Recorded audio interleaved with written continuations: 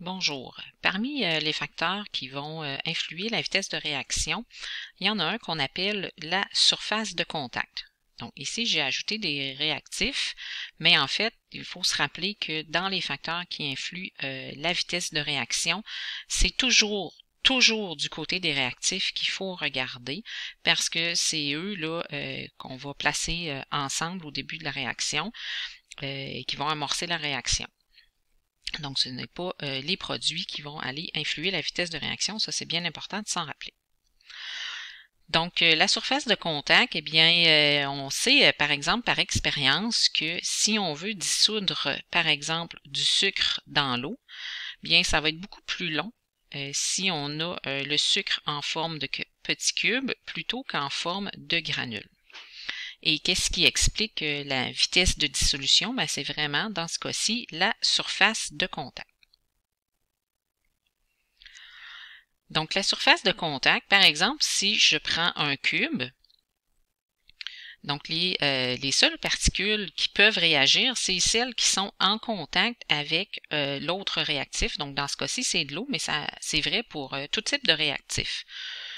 Donc, si on se rappelle de la théorie des collisions, pour qu'il y ait réaction, il faut qu'il y ait collision entre les deux réactifs. Donc, c'est bien évident que les réactifs qui sont au centre ici, ben, ils ne peuvent pas réagir parce qu'ils ne peuvent pas entrer en contact avec l'autre réactif ici en rouge. Donc, ça me donne une faible surface de contact. Comparativement à la même substance, si je la réduis en plus petits morceaux, bien là, j'augmente la superficie où il peut y avoir contact entre mes deux réactifs. Donc, c'est important, ce facteur-là va être seulement pour les réactifs en phase solide, à une exception près là, que je vais mentionner plus tard.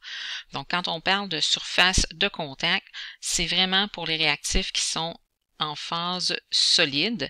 Donc, on ne peut pas modifier, par exemple, la surface de contact d'un gaz ou d'un liquide à une exception près, comme je vous ai dit tantôt. Je vais y revenir.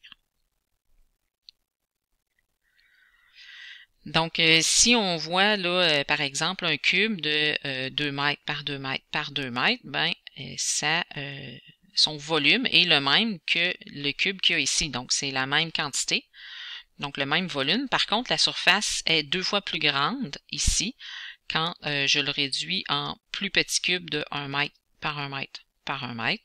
Donc, je double ici la superficie. Donc, on peut voir également ici la surface de contact. Hein. On sait que les solides, ben pour les solides, il y a les particules se tiennent entre elles, donc ils ont tendance à garder leur forme. Donc, on voit ici là l'augmentation du nombre d'atomes, par exemple, qui forment un solide.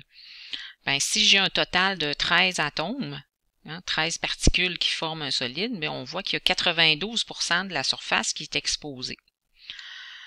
Si je vais à 55, ben là, on voit que ça baisse tout de suite à 76% de surface de contact. Et on voit que plus j'augmente le volume, donc plus j'augmente le nombre d'atomes, plus je diminue la surface des atomes qui est exposée. Donc, il y a plus d'atomes qui sont au centre et qui ne peuvent pas réagir avec le réactif là, qui est autour.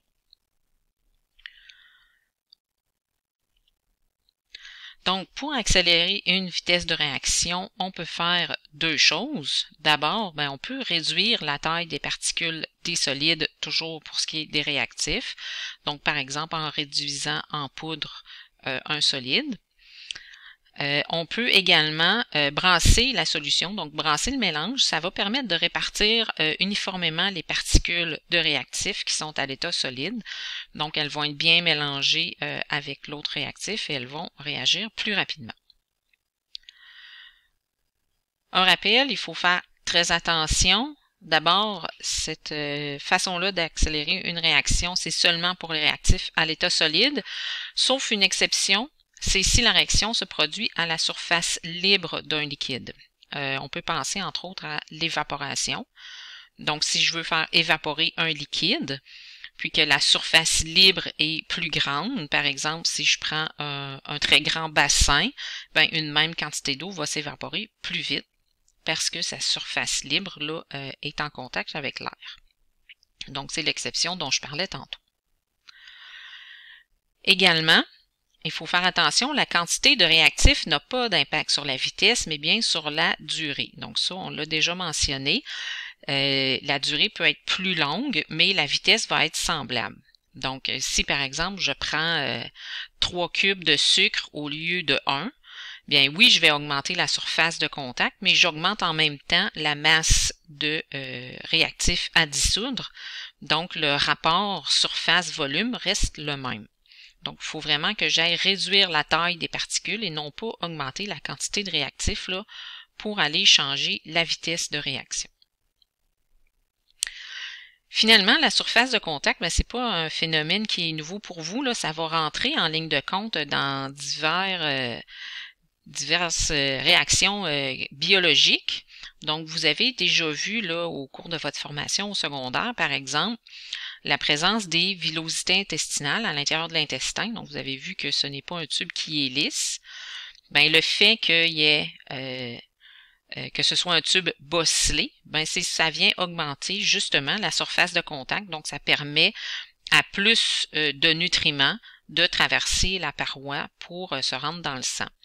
Donc, on estime là que l'intestin, si je dépliais toutes les villosités intestinales, aurait une superficie là, moyenne là, chez l'humain de 250 mètres carrés, là, ce qui équivaut à un terrain de tennis. On voit le même principe pour les alvéoles pulmonaires. Donc, c'est vraiment plusieurs milliers de petits sacs alvéolaires, là où a lieu les échanges gazeux. Hein, l'oxygène qui s'en va dans le sang et le CO2 qui passe du sang vers les alvéoles. Donc, on estime là aussi que la superficie des alvéoles, si on les dépliait toutes, ça nous donnerait là, entre 150 à 200 mètres carrés. Donc, ça vient augmenter là, la surface de contact dans les deux cas. On va voir également ça chez les animaux.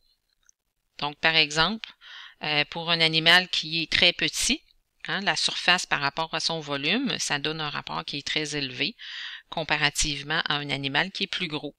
Donc, ça va expliquer, par exemple, que des très petits animaux ont besoin de manger beaucoup, par exemple, parce qu'ils vont se refroidir rapidement, vont se déshydrater facilement aussi.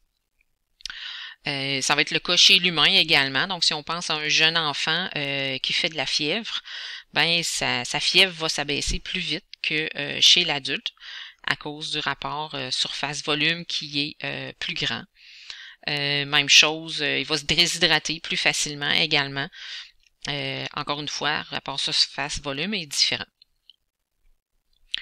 On voit ça aussi dans certaines adaptations. Donc, si je compare, par exemple, l'éléphant d'Afrique à l'éléphant d'Asie, ben, on voit que la grandeur des oreilles est différente. Bien, les oreilles de l'éléphant d'Afrique, ben, c'est une grande surface de contact. Ça lui permet, entre autres, de se refroidir. Donc, le sang ici, qui est dans les oreilles, là, est en contact avec l'air ambiant. Puis, ça permet là, de refroidir l'éléphant d'Afrique, qui est dans des régions beaucoup plus chaudes que l'éléphant d'Asie.